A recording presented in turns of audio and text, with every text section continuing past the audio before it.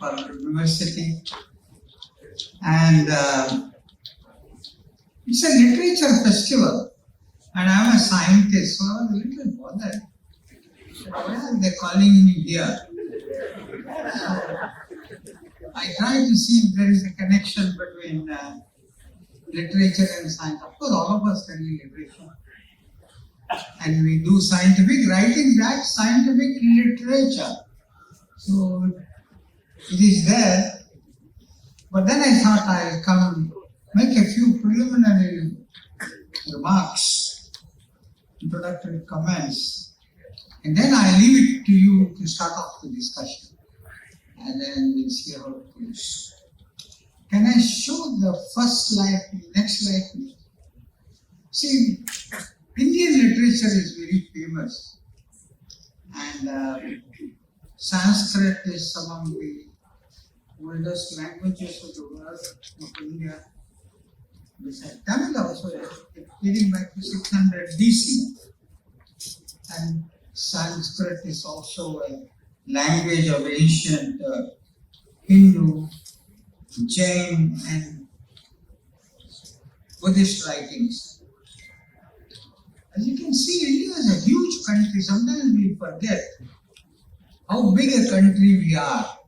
Look at the number of spoken languages in India. I myself was amazed.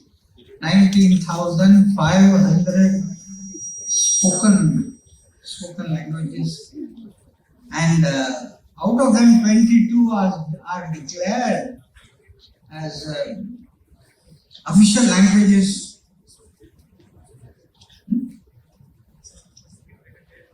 I'm not going to. All right, speakers, okay. And you see, vernacular languages literature, and suddenly it has shot into prominence because Gitanjali Shri's Hindi novel, Ret Samadhi, translation into English as Tomb of Sand by a lady called Daisy Rockwell. It won the Booker Prize. It's a very well-known international prize.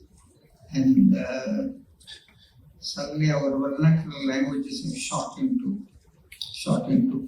prominence. As I said before, can I have the next slide? If you look at the difference in characteristics between science and literature, science is universal. Literature tends to be regional, national. Talk about Hindi literature or English literature. Of course, you need expression in writing. When you do scientific science, the results have to be expressed with clarity, with correctness, and in a comprehensible way.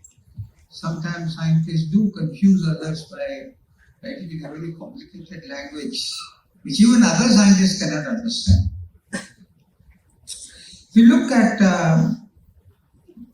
this excellent book by William Long, English Literature, he says characteristics of literature are artistry, suggestiveness, intellectual value, spiritual value, permanence, universality, and style. The characteristics of science, on the other hand, are observability, attributability to a natural cause. How did this phenomenon arise? We be able to predict, you can test, you can repeat. If it is not repeatable, then the theorem or the result is not accepted in science. And scientific theories are also subject to change.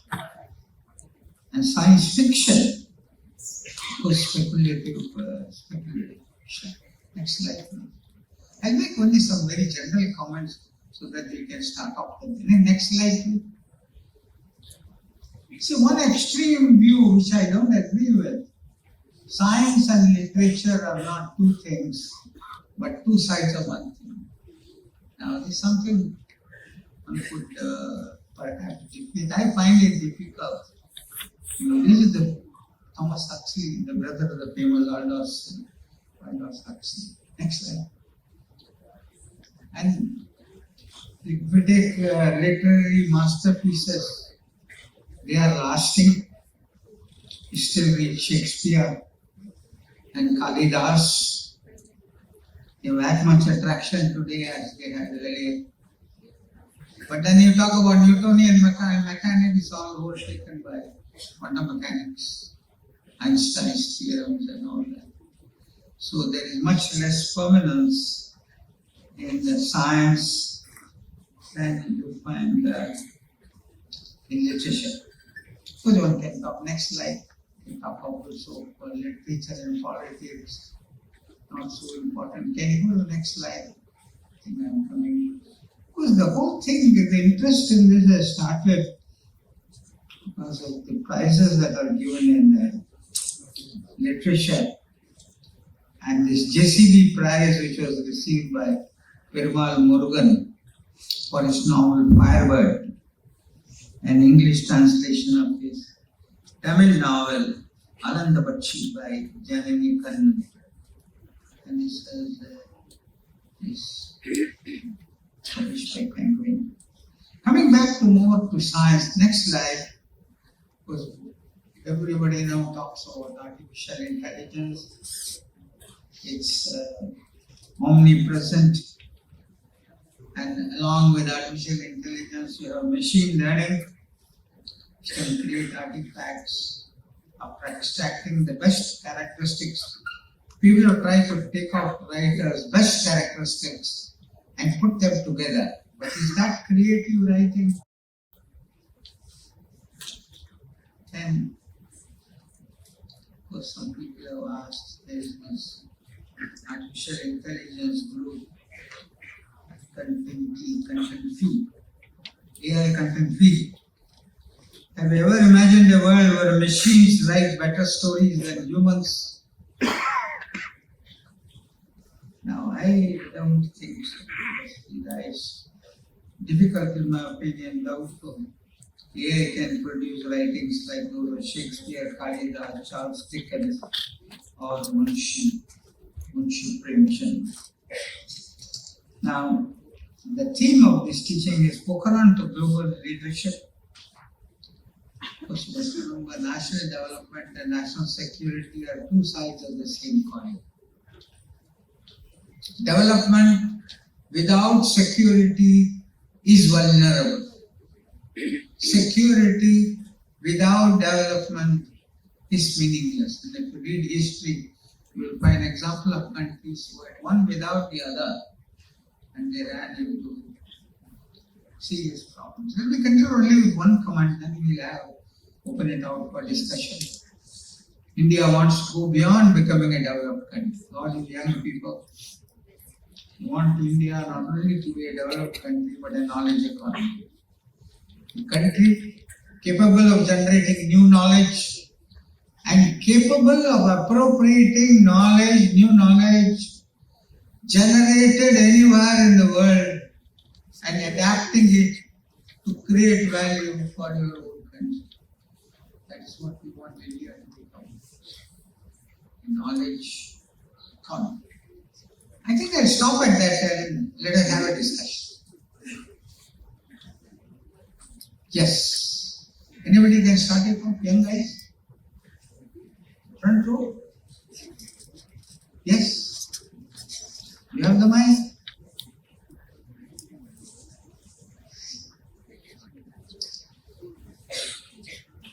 Srinidhi, start it off. Thank you. Otherwise, I will have to pick out the name and make you ask something. Shall I do that? Sir, I have a question. Yeah, come. Yes, please. Yeah. So, sir, my question was, what are the hardships you face during both Pokhran missions? Can you come nearer? Too much echo is coming. Am I audible, sir, now? Come front, right?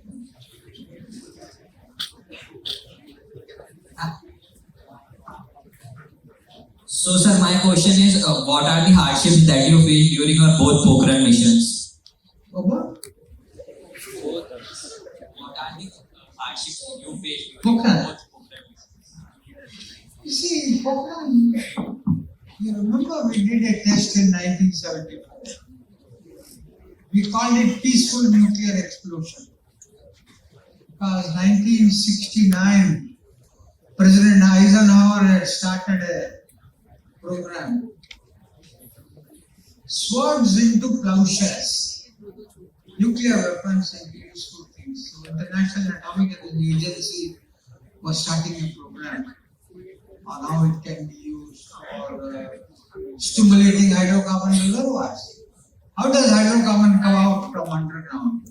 Because there are fractures in the rock. You drill a hole and the hydrocarbon comes out.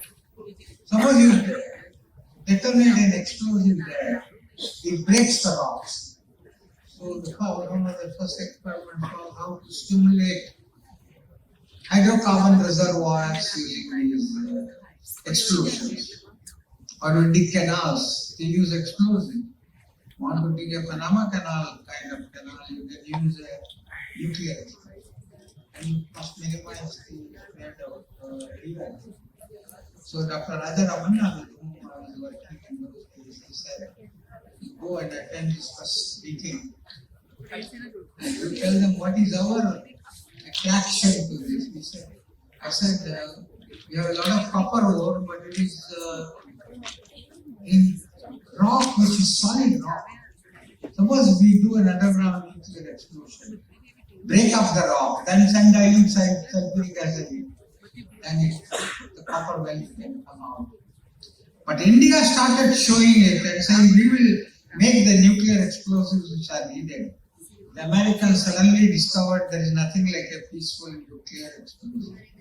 No difference between nuclear weapon and a nuclear explosion, which of course physics-wise that is the right thing to do. What was your question? I have not lost something. What you were talking about peaceful? What are the hardships that you faced during your both Pokhran missions? No, that after we did, that was 74, we started. 98 it was a nuclear weapon test. Because these guys had got together and formed a treaty called the NPT, saying and they set an arbitrary date. Anybody who has tested a nuclear explosion before that is a nuclear weapon. India rejected it. And we did the test. We knew we had only one chance. So all kind of tests, pure fission explosion, thermonuclear weapon, and 3 weapons less than 1 kiloton, whom I call the Chotus, because tactical weapons. All that we tested and then government declared we are a nuclear weapon.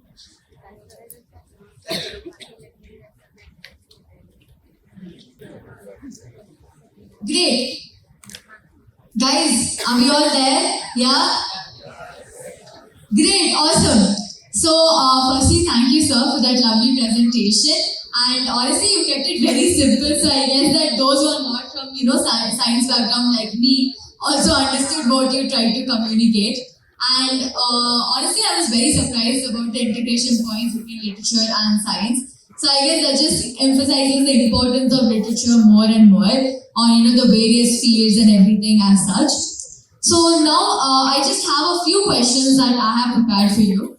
So to start off with something very simple. So when did your desire and your scientist seed, I would say, start to germinate? As in, when did you start to decide that you wanted to actually become a scientist? And how did you end up working on nuclear weapons in specific?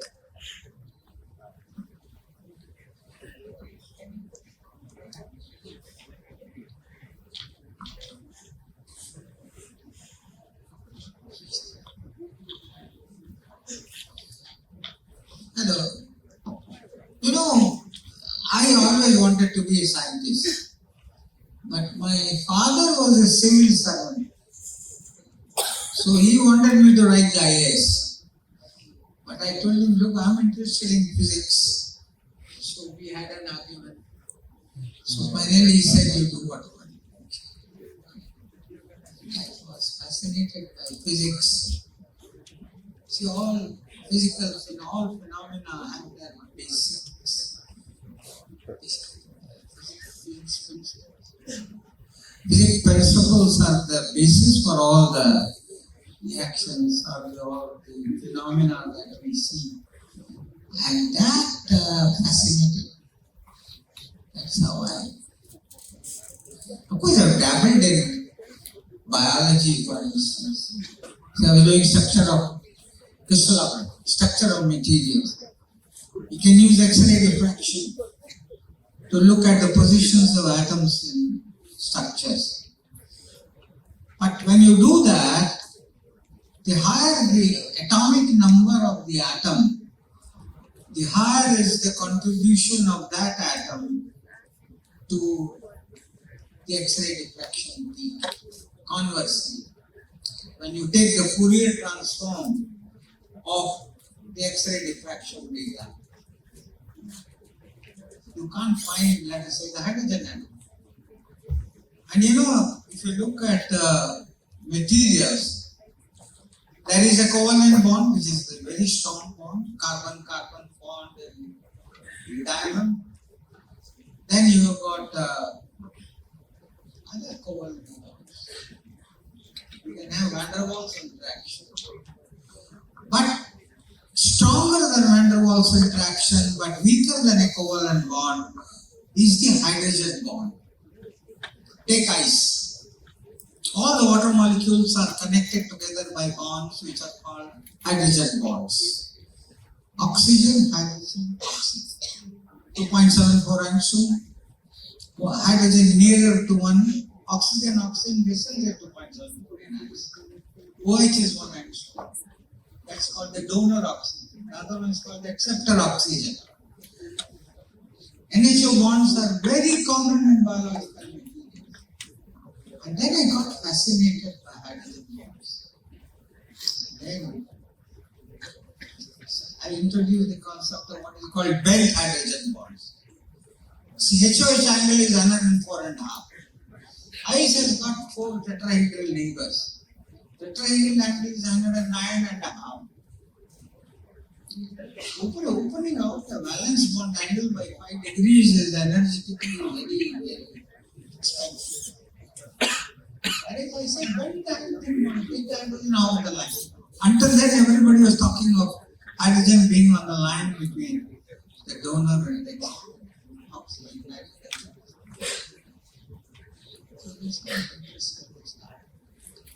So that's truly amazing. I mean, this is just reassuring as to why I didn't take science in my 11th and 12th, because I can never do that. Because I can never do that. I don't have the brains for it, I would say. Great.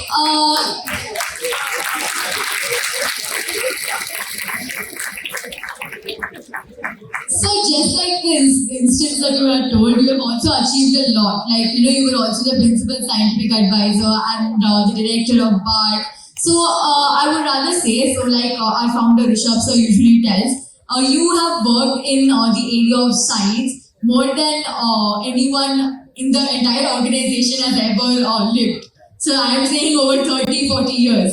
So you have definitely served various prime ministers, and I'm pretty sure you would have had different experiences with them. So I was very curious to know who was your favorite prime minister? Who do you love working with? All of them. I don't play politics.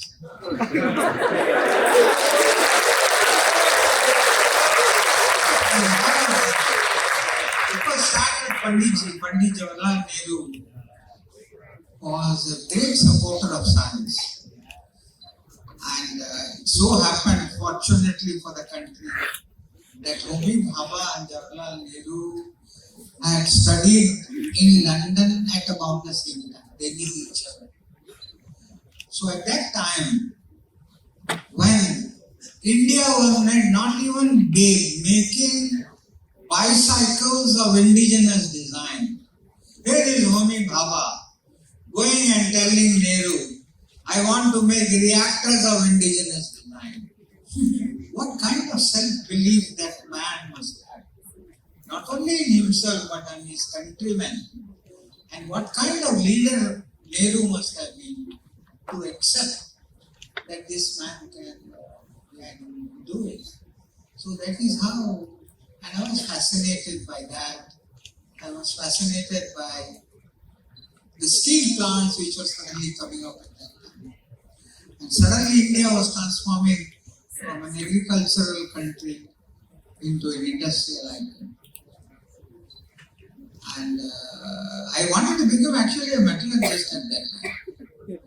But my physics professor told me, no way you are going to. Indian Institute of Science when I joined, my professor, I was telling him, why not I become a metallurgist, steel plants.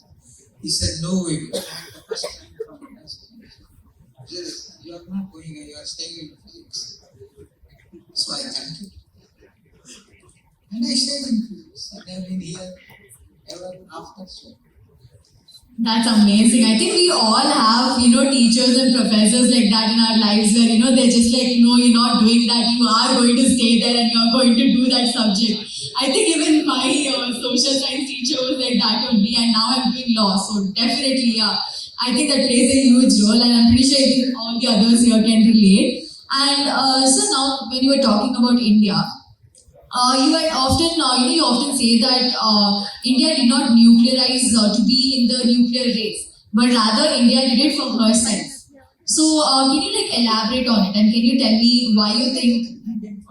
So in your previous speeches and even in our conversation in Chennai, you often mentioned that India did not develop nuclear weapons so that it can compete against other countries and to be part of the race. But India actually did it for herself, for India itself and for the development.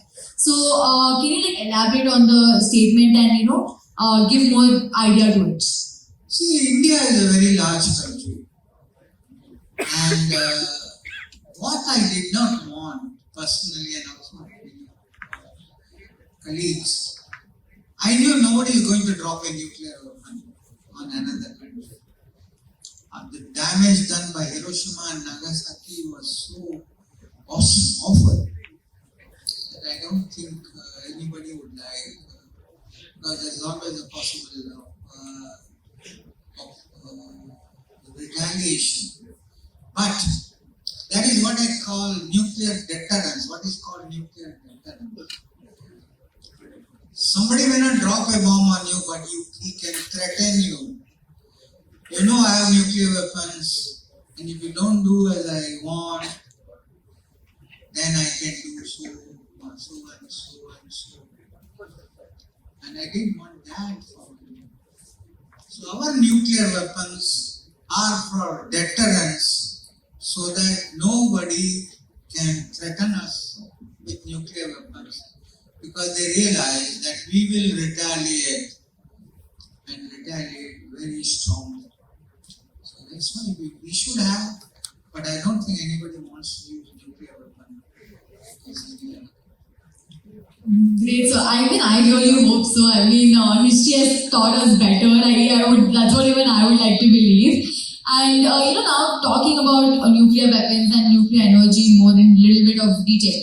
So India's energy needs. How is it compatible with nuclear energy? Currently, you can see that about 3% of our energy needs is met by nuclear energy. Now, my question to you is, what are the future prospects for nuclear energy, and what are the limitations towards nuclear energy, and the way it will actually contribute to our energy requirements? See, finally it boils down to the Human Development Index. The Human Development Index describes the quality of life of the people in a country. And the United Nations has given 3 parameters for calculating the HDI for any country. I have shown 30 years back maybe that you don't need 3 parameters, but for India we need only 2 parameters. Per capita electricity production and consumption. Because the more electricity you have, the more is your industrial production, and more is your per capita GDP. But your health parameters also increase if you have more electricity. Suppose you are in a village, and suppose the doctor is treating you. Just imagine if he doesn't have access to electricity, what kind of treatment limitations that he will find, and so many other reasons. So per capita electricity consumption, I said, was very, very important. And the second parameter, they talked about adult literacy. But then I talked about female literacy. This is the second parameter. Because at that time, things have improved enormously now. I'm talking about 30 years back and more. That in every state in India, the female literacy was lower than male literacy. And the difference was more the lower the average literacy. In Kerala, you will find hardly any difference.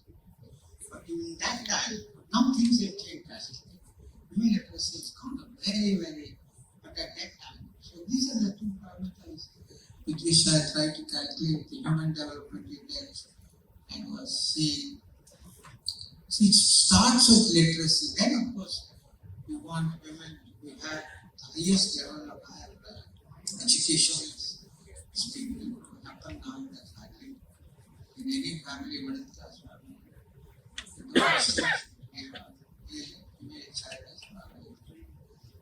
Those days, बड़ा होगा तो बेटा हमें संभालेगा, वो सब है. Probably girls take care of their parents more than boys. Both take care. That's not an issue. Great, that's wonderful, sir. And I think it's pretty much testament towards the fact that there are a lot of young women over here who are, listening to the session. And I think definitely there has been a lot of development. But I must say, even if the son was working, I think it's the women who are taking care of the house and taking care of their parents. I mean, no offense to people over here, and I'm just kidding, guys. I'm just kidding. I must add one thing here. I have 2 daughters and no sons. Proof enough. Great. So, how many of you here have watched Pokhran? Guys, Pokhran, oh my god, now I feel old. I feel like that's the movie I watched when I was a kid and none of you have watched over here. Alright, okay, that's still quite a few of you. So, now coming to my question regarding, Pokhran. So, you were mentioning about the Hiroshima and Nagasaki incident, right? And we had our Pokhran test in 1974. So, the world was still in a lot of backlash and a hatred towards nuclear power because of that incident. And like you had stated, it had severe consequences, correct? So, what was the situation when you had, constructed and when you had prepared for the Pokhran Test 1? So, what was the situation back then, and what was the international backlash that you had faced? See, we had already a very well-developed nuclear program, and there are 2 major fields which are involved in designing a nuclear physics, in which we had a lot of reactor physics, and this third thing in which DRC didn't have competence was shockwave physics. Shockwaves, because when in a nuclear weapon, essentially before that I will tell you a basic principle. All reactors work at what we call a criticality factor of 1. Criticality factor is the population of neutrons in one generation divided by the population of neutrons in the previous generation. If K is less than 1, that means the reactor is shutting down. If K is greater than 1, that means the power is and then you reach the power for which you have designed the reactor. You bring down, there are control rods which can be used to do that, and then the reactor operates in a particular power. In a nuclear weapons, you suddenly take it beyond criticality to a very high value, and then the energy blows up. And you surround it with a damper material, heavy metal, so that you keep it together for as long a time as you can. The longer it stays together, the higher is the yield. All these go into the design of the weapon, and we will do it. That is a big problem. As I said before, and I repeat, nobody wants to use a nuclear weapon. But if you have weapons, nobody threatens you with a nuclear weapon. That's why a large country like India, we needed to have a stockpile. We have, of course, a stewardship program. There are materials there which are to be periodically replaced. We have got half-lives and all that. And all that is done. And now we forget about it. Now we concentrate on nuclear, on national development. So definitely, and essentially, okay, now I'm again going to come back to my question. So all those who had raised their hands, and by Pokhran, guys, I did not mean the movie name to be Pokhran, but I meant the movie that is about the Pokhran machine. So it's, I think the movie's name is Parmanu, or yeah, I think that's the movie's name. And now coming to those who had actually raised their hand. Can any of you tell me what happens in that film? If any of you have watched it, a couple of you are told, right? Any idea? Yeah, someone told there's a second test that happens. Exactly. So there was a second Pokhran test that was conducted because the first one had failed, right? So now my question to you is about the second Pokhran test that you had conducted was in fact very successful, and you were still in an advisory position back then where you were involved in the entire mission. So how did you feel? Like, what was the feeling? And what was the actual motivation factor for you to go for a second Pokhran test after the first one? No, we want to show we have a nuclear weapon. Because India is a large country, which I said sometimes we tend to forget. And when Chota countries have got nuclear weapons compared to us, not that, and India is the land of Ashoka and Buddha. It is the last country to use any violent method to solve any problem unless it is threatened. That is why I always say the greatest advantage of recognized strength is that you don't have to use it. Whether it's a country, and I go and talk in women's college, I tell them, learn Kung Fu, Karate,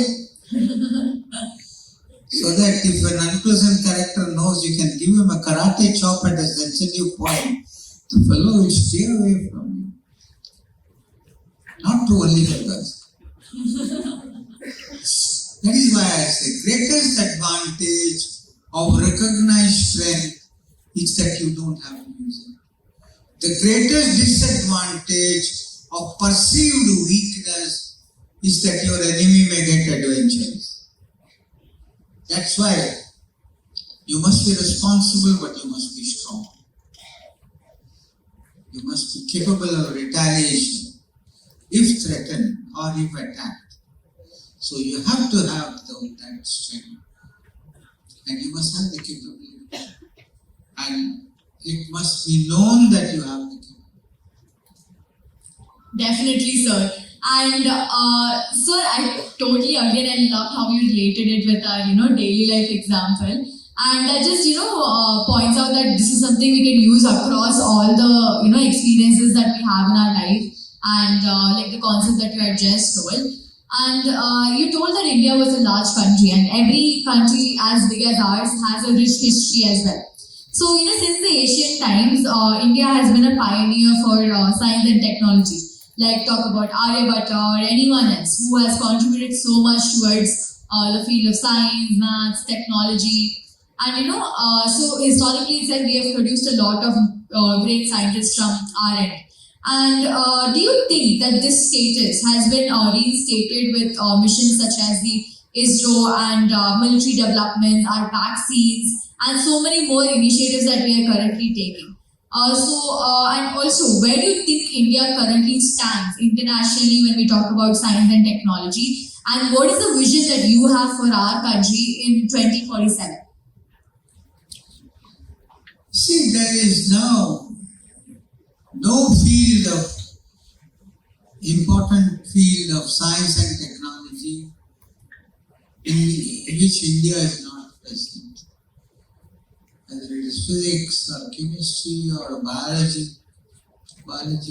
And biology is all over the place now. It's not just one discipline. Because biology and medicine are very close to one another. So in every one of these areas, we must continue to build our strength, to create strength in these areas, and also that is the knowledge economy. As I said before, you have to become a knowledge economy, and we are moving in the right direction because there is enormous talent in this country, and we must attract the best brains in science to science.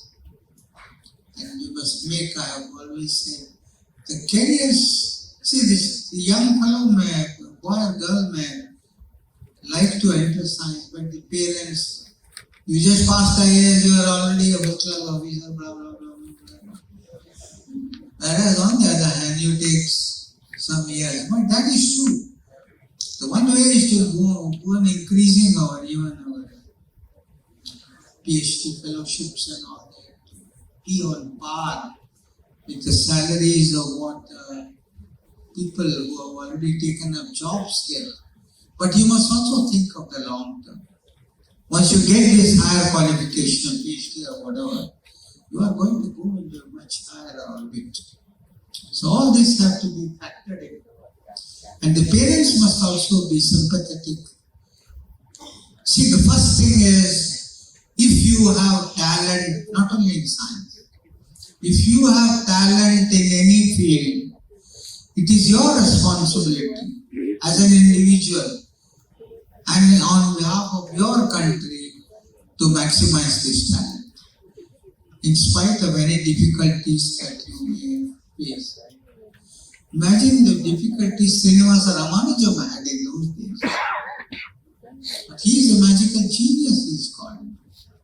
In the old days, to say that I want to do pure mathematics. And his wife was making this papad for them to live. Is it possible? Can't even imagine in those days. But then, now look at, when you think of Srinivasa Ramanujan, the greatest magical genius mathematician. And nobody knows. People now say that no artificial AI system can ever match the genius of Ramanujan. Because there's something more than what machines. Because after all, machines are designed by other humans. And the maximum the machine can do it faster. But it's limited by the intelligence. If this man is real. Yes, sir, definitely. And so when you mentioned Ramanujan sir's example, that also brought me to another thing that I had in mind. So how many of you here have watched Rocketry? Madhavan ka film jo recently aaya tha, Rocketry. Guys, you all just really start watching movies. I'm serious. Have you guys heard of Nambi Narayan? Great. And did you know who he was before Rocketry? Okay, half are saying yes and half are saying no. And that comes to our next point, sir. So, there are a lot of these movies. Like, for example, I'm pretty sure half of us did not know about Pokhran Mission 1 or 2 before Parmanu came to film. And similarly, I will frankly accept I didn't know who Naminarayan was before rocketry. And I think that's the case with a lot of people over here.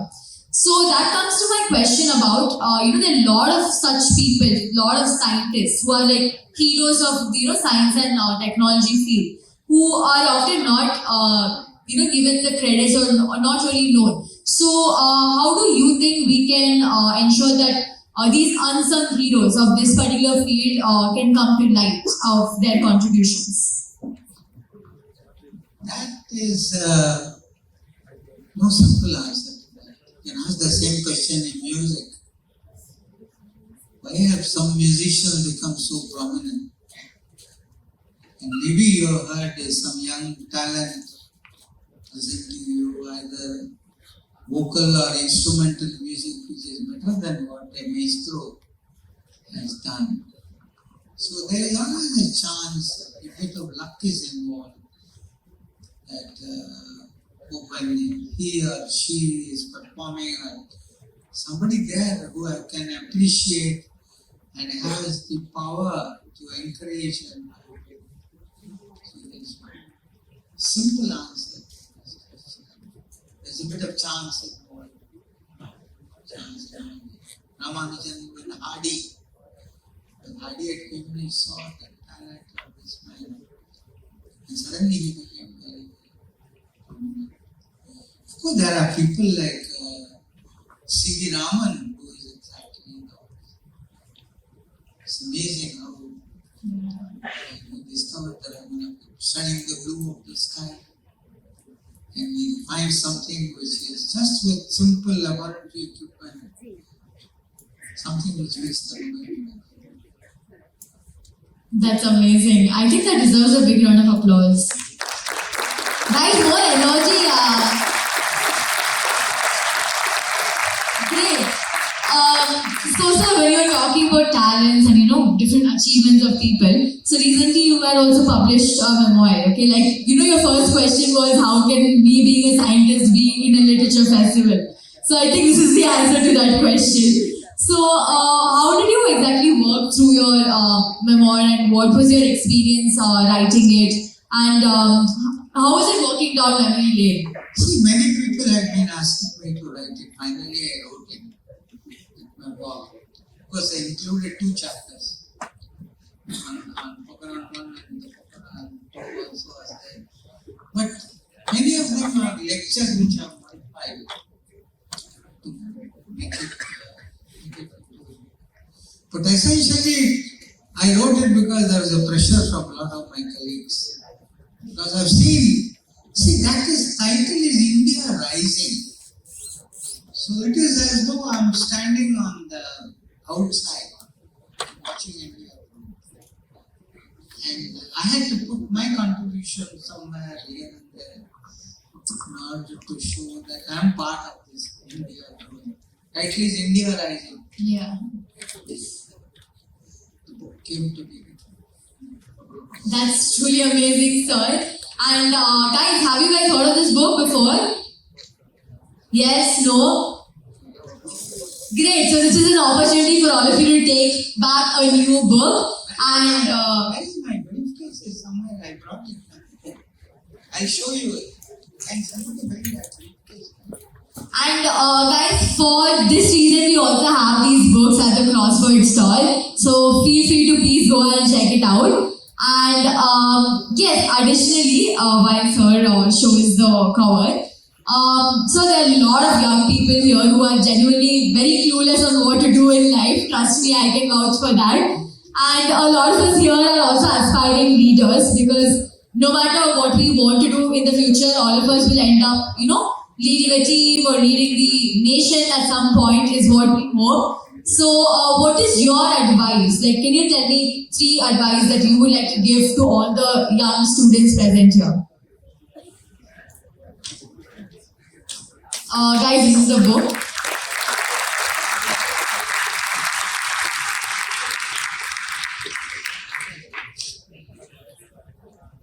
So, Mike.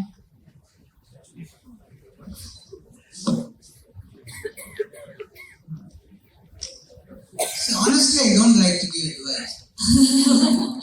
But since you have asked me,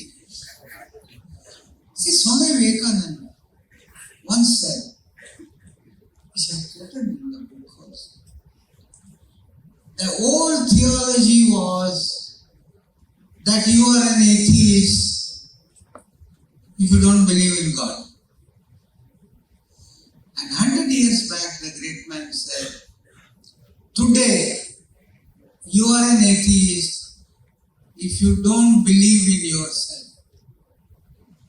That is the first advice that anybody can give. And great man has said, you must have self-belief. You must have the feeling, let us start again. There is nothing India cannot do. Next step. There is nothing your institution cannot do in its area of specialization. Next step. There is nothing you cannot do in your area of competence.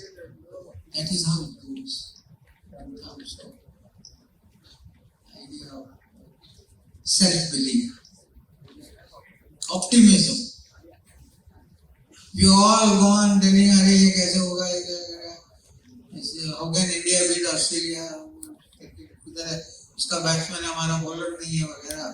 Bकवास, this kind of thing goes on. You know. Best thing is go and beat those guys.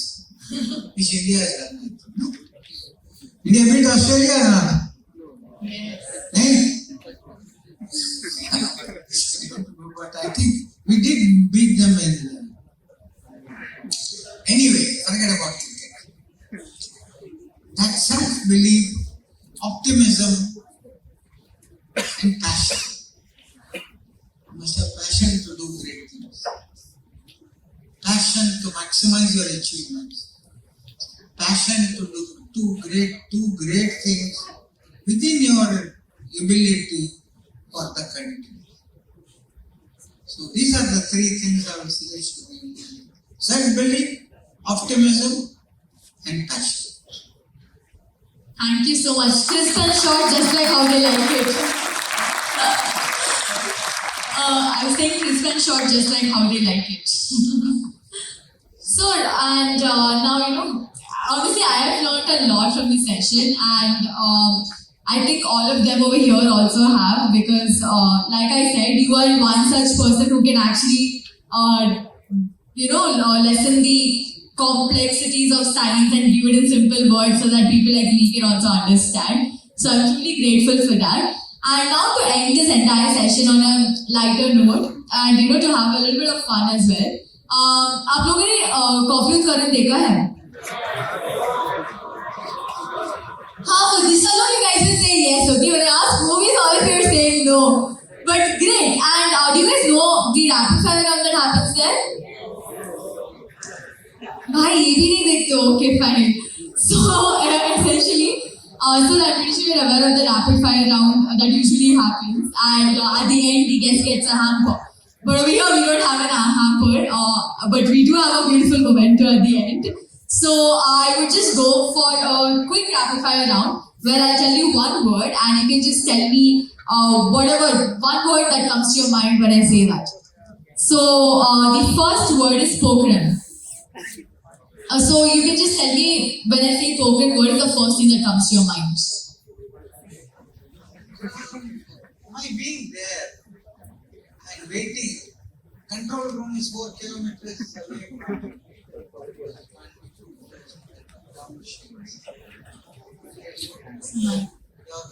Only at about 4 kilometers from the shot point. That delight, that 1974 particularly, because that is the first time. 1998 we were very confident. Nothing can go wrong now because we have learned so much about it. 74 when that seismic shock came, possibly that was the biggest moment of excitement and innovation. Because every time you do a successful experiment, comes out the way you want, you are happy.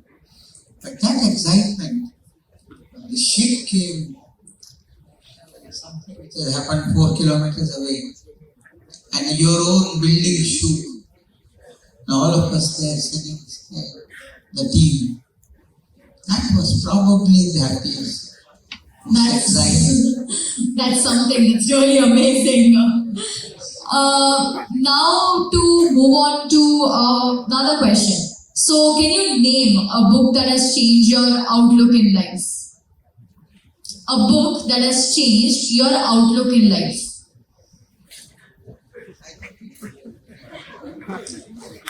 I think everyone thought I relate to that. I formed my opinions.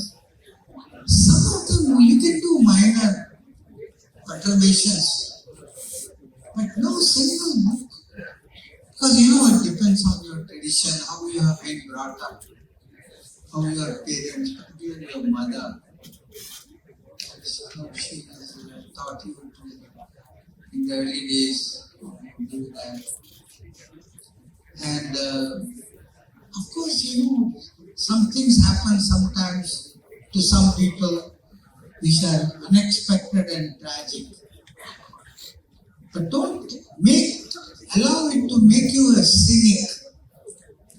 You can be sad, it's your right to be sad. But don't, cynicism is the worst crime. Definitely, sir. Yeah. Because वो कौन सा गाना है अनाड़ी में Raj Kapoor that film came before most of you, all of you were born. अनाड़ी का song है. I am not aware of it. Raj Kapoor का मूवी है. सोच के एक मिनट दीजिए मुझे. Yeah, definitely, sir. किसी की मुस्कुराहटों पे हो निसार,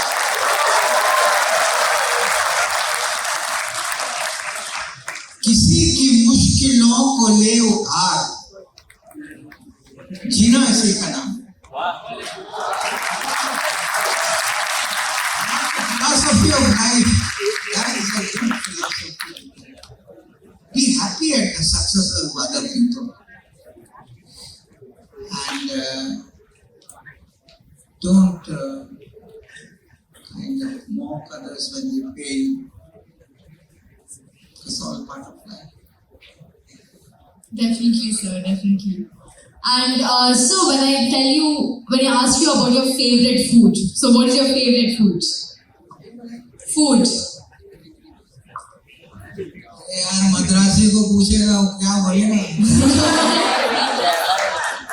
मैं तो सब खाता हूँ. नान paratha. So one Madrasi to the other, it's completely relatable. बस सबके बाद जब मैंने तो मैसेज उनको खाने को बुलाओगे तो लास्ट आइटम दही चावल लगा अचार के साथ.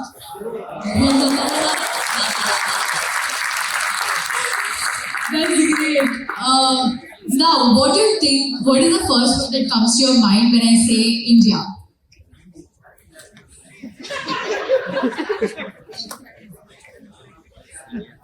India.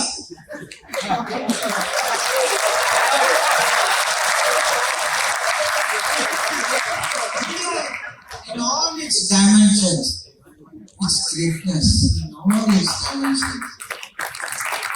If you look at the great people India has produced Mahatma Gandhi, it has produced Ashoka, it has produced great warriors, Rana Pratap Singh, how many others you can think of who have done great teachers, Swami Vivekananda, Swami Ramakrishna. I think India is so large and has produced great people in practically every aspect.